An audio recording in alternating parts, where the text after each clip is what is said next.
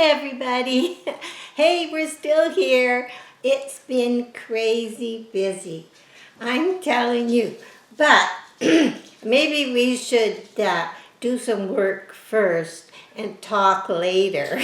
Because I can kind of babble on, really bug some people. So, because maybe we'll just talk a little bit.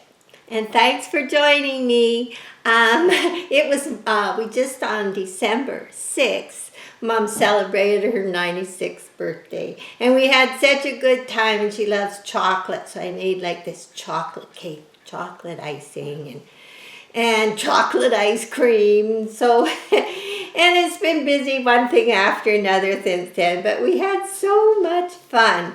And you know, something, we were all talking about things that happened. Well, Mom and I have had more eventful vehicle rides than anybody I know. And we were talking about one of them because it was winter just like it is now, except it was so cold, and they were warning people to stay off the roads because people's cars were freezing and it was dangerous. And it was really bad. Apparently ambulances were having to go to rescue people. But this was a few years ago, probably. And Mom and I decided that we had to go to Vernon and do some Christmas shopping. Vernon is about, well, my driving, about an hour and 15 minutes from here. So, you know, we are the kind of people, we're always, you know, we go with the flow, and we don't do bad things. We, you know, obey the rules as much as possible. Pretty boring. I've been called boring before. Yeah, maybe boring. But anyway, this particular time, we decided to go to Vernon. And the only vehicle I had was this Subaru. And the defrost didn't work. First problem. Second problem, the passenger door opened, but the driver's door, so I always left the window open and crawled in. So after getting all that done, and Mom's the window wiper, and off we go to Vernon. So then it is really, really cold, and there's cars pulled over on the side of the road, and we saw ambulances and everything. Anyway, by the time we get to the shopping center, between the wiping the window and not being too warm because there was no heat in the car, there was no defrosting, no nothing. So we get to the shopping center, and we go in and shop, and we come out, and the car won't start. And I have a cousin over in Vernon. I phoned him. No, he's not home. He's out helping somebody else. And I had kind of monkey wrenched on a tractor I had once. And so I kind of looked in there. You know, I pulled a big chunk of ice out of the carburetor, but I got the car going, but it didn't want to run very good. Every time it slowed down, it wanted to stop. So here's Mom and I. Every time there's a red light, she says, keep going, don't stop. So all the way home, we ran every red light there was, but we made it home. So enough of that. That was funny. Anyway, today we're going to do slipper orchids, not dendrobiums. And this is the reason I have my two slipper orchids. And I looked up, that's why I said dendrobiums. I looked up when I got them, and I was trying to remember, but it's been quite a while. And I haven't had any flowers. One of them sent up something that never ever opened and just dried up. And I have these books that I really like. He's passed away now, but he was an Australia orchid grower. And anyway, Redmill. And I really like him.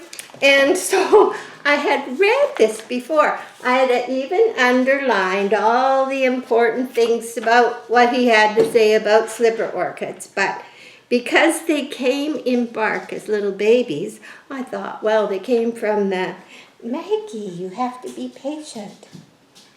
Good grief. They came. Come over here and sit on this chair, you little rascal. I've been very disorganized lately. Get over here on this chair. Come on, over here, up here. There, okay. So this is why sometimes we don't get too many videos out, because I drive you crazy. So anyway, they came in bark, so I left them in bark. I thought, well, you know, I won't rock the boat. I just left them. And mind you, they were growing in a greenhouse. And these, I don't often get species, but I ordered them. And this is Pathiopedilum Hung Shine Macbeth. And I was watching Ed's orchids, and he said, you know, these slipper orchids, they look to be stagnant. They don't seem to do anything. And he had his in Orchidia bark. Now, I'll probably try and put the link to that video underneath this video. So I watched him as he took them out, and that's what we're going to do. And I thought, they look just like my orchids. And each one he undid, no roots growing, no roots growing. Some didn't have much. So, okay, let's just dump this first one out. It's got one leaf that's dying, and I've left it there. And let's just see what we got. Not very much. It's dry. Woo. Okay, so what have I got in here? So this is what we got. It's dry. And there's a few roots. Let me do a close-up. This is what we got. Not very good. Not very good. I don't claim to be a specialist on slipper orchids, but I sure would like these little guys to do something. So let's just put that one there for a minute, and let's check this one. I don't want to mess up the name tags. And this one, this one is a slipper orchid Hang Shang Bay Hung Shang Colosum or something. I'm not much of a species. So okay, let's dump this one out. So they came in bark, and some of the original bark is at the bottom. It was just small bark.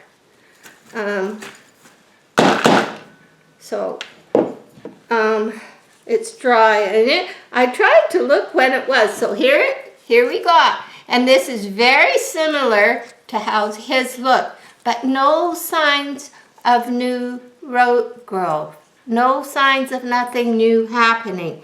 So what I've done, put that one there, what I've done is in this little container, I have put a smidgen, maybe a quarter of a teaspoon, maybe an eighth of a teaspoon of seaweed fertilizer. So I'm going to put them back in bark, but what I'm going to do is pick out some of these bigger pieces and not use them. So I'll pick them out. So are you guys getting ready for Christmas? I got my stuff up yesterday. Yeah, I got remember my lady in the front? My lady doing the lotus. Well, she's dressed up for Christmas. So we got that done, and it's just been one thing after another. I don't know how two retired people can get so darn busy.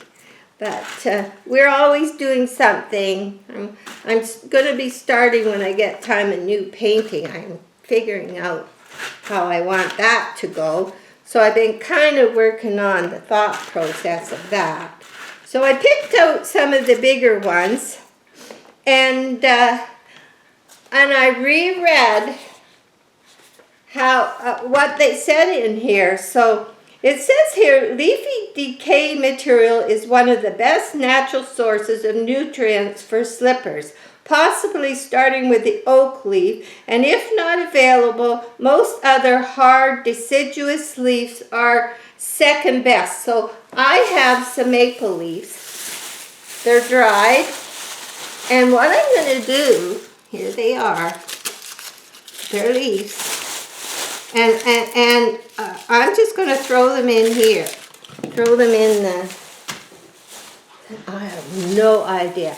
And I know, oh, that's not a maple leaf. I don't know. I'm just going to try it.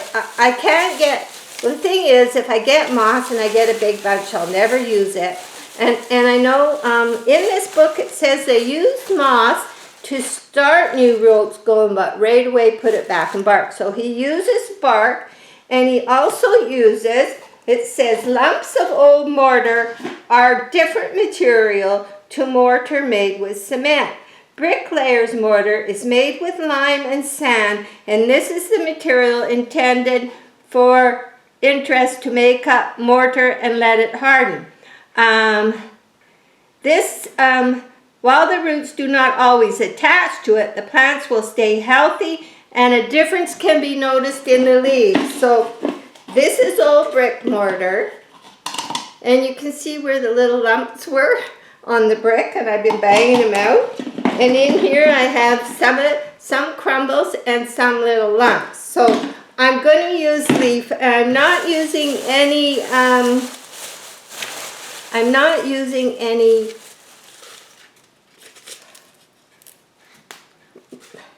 moss. I'm sorry everybody, but me and moss are just not, we don't get along good together every time I try it. So I'm going to put the bark in there, and I'm going to stir it up because watering date was yesterday. Yesterday was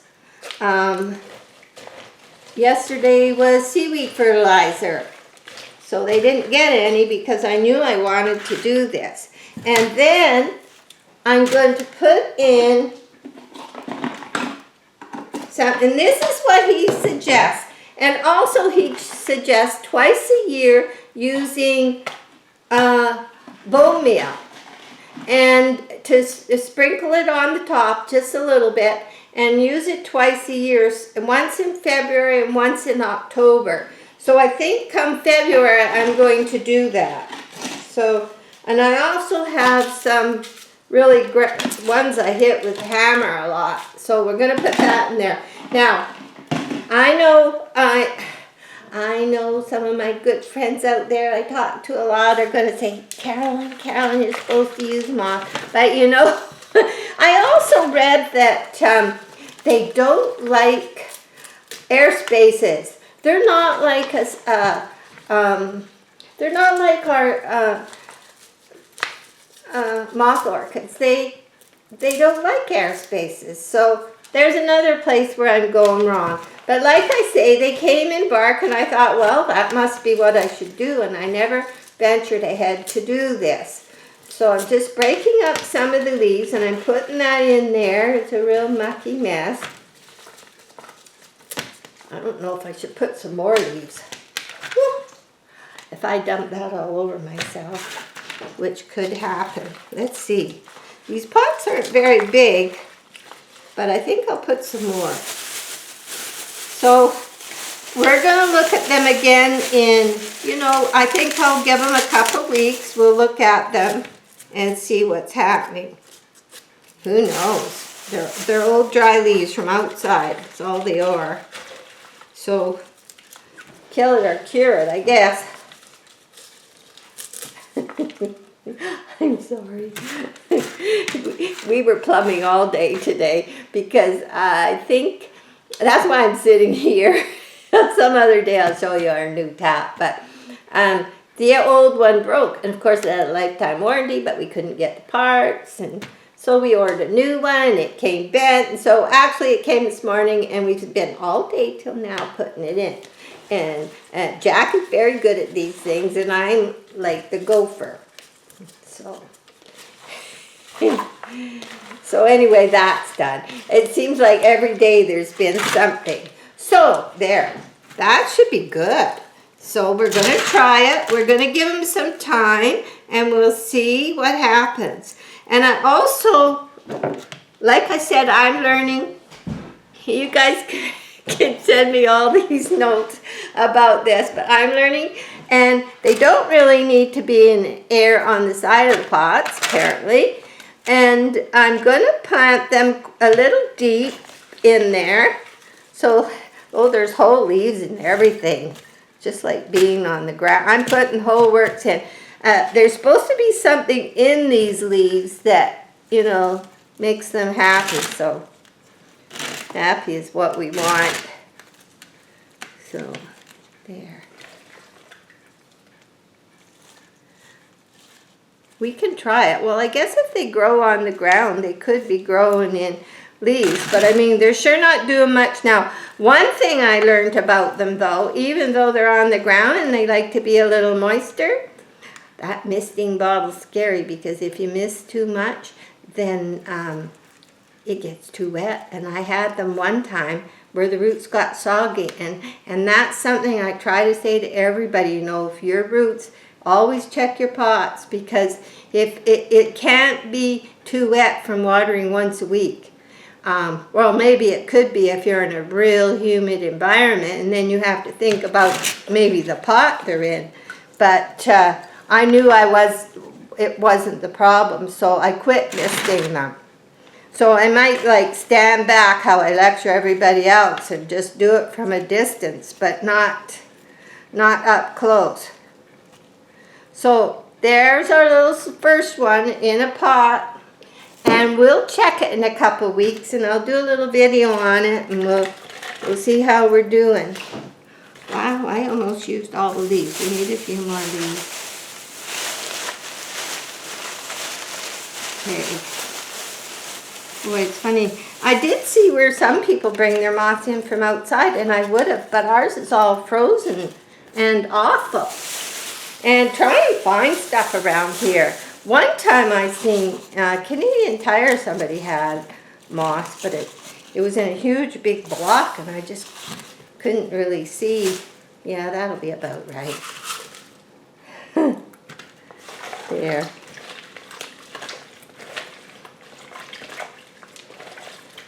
So anyway, isn't it funny that how, you know, when you look back on your life, and you're thinking the things that you remember and laugh about were things that you really stepped out of the box, things that weren't normal for you, and you went and did. And it's funny that when you look back, those are the things you end up laughing about. I never really was a follower. I was always one of these people that I don't know. I didn't have to need somebody else to, if I wanted to do something. If I wanted to do it, I did it, you know. I never was much of a group person. I think some other people that do YouTubes are like that too. I've heard them say, oh, they're you know, they're more introverted. Yeah, they're more introverted than maybe it's a good way for us to let off our whatever it is that we don't do in public. Because, you know, and it's, I like people, but I just always seem to be doing something. Yeah, there's a long story. Anyway, there. We're going to put that, and we're going to try it in a couple weeks and see how that works. The bark that they came in was real fine little bark, and it was like that, like it was a whole bit. So I guess it was closer. When I started using my bark, it was just too much airspace. So, and it's kind of like the cymbidiums. The cymbidiums are... the flowers are getting bigger and bigger. One pot, I put a picture on the community channel. They're getting bigger. They're nice and tall now. And the other pot has 5 spikes coming, but the spikes are still coming, but they're big and thick, and they look to be the same color. So that ought to be good. So we'll see how they do, but they're definitely, I mean, it's surprisingly, they've been growing. Like, they have leaves and stuff, but are they thriving? No. So anyway, that's done. I wanted to share that with you. so that you know what I'm doing. I end up doing things and then I don't share them, but I do want to show you how the orchids are doing in the windows, because I think by Christmas they're just coming fast. So I'll take you for a quick look in the window. Maggie, settle down by the chair here. Okay. Okay.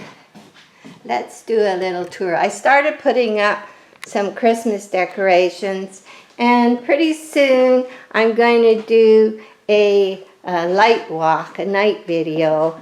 And so this was the first one that came out.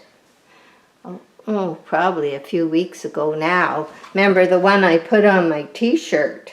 So, and it was their watering day yesterday. So, like if I dig down in there, you can see they're quite happy. Even though these are dry now. The top ones are dry. And I don't worry about it because they've adjusted. Okay, and see this one even. Healthy looking roots, and the leaves, these they just struggled, and these are ones that didn't have many roots. They struggled and the leaves were not growing properly. Now they're coming really nice and long.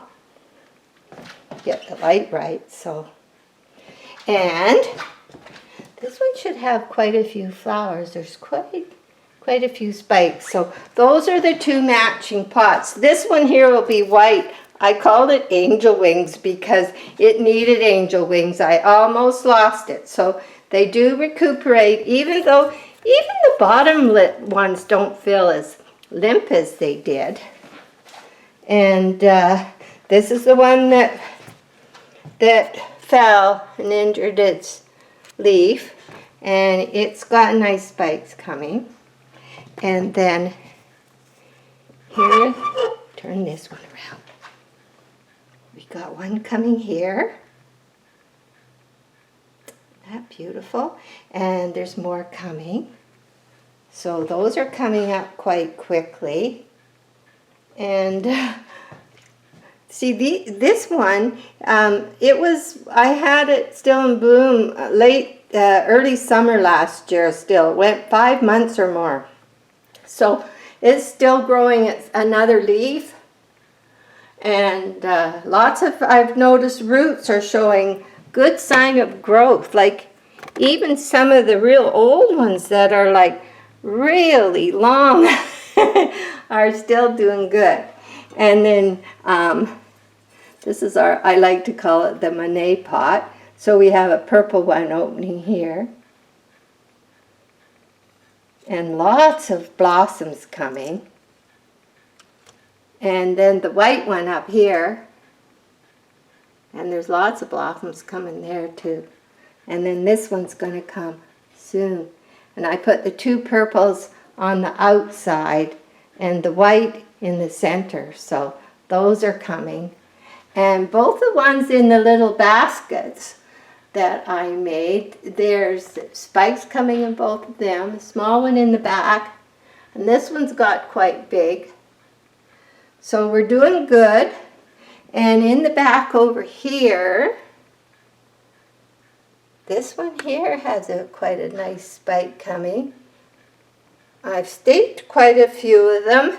These ones I found, the ones that I was winding the wire, that if the pot is narrow, they good, or even a thin plastic pot like this one, they hold good. But the wider pots, not so good.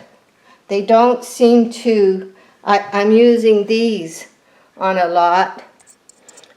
Somebody said, well, are they rusting? But the top of my pots are never so soft that I have to worry about them rusting. So I don't have the humidifiers on, and it's the humidity is 60, 50, 60, yeah. So that's pretty good. And if I seen it go lower because the furnace is on more, I would certainly have them on. So let's just go look in this room and see how these ones are. So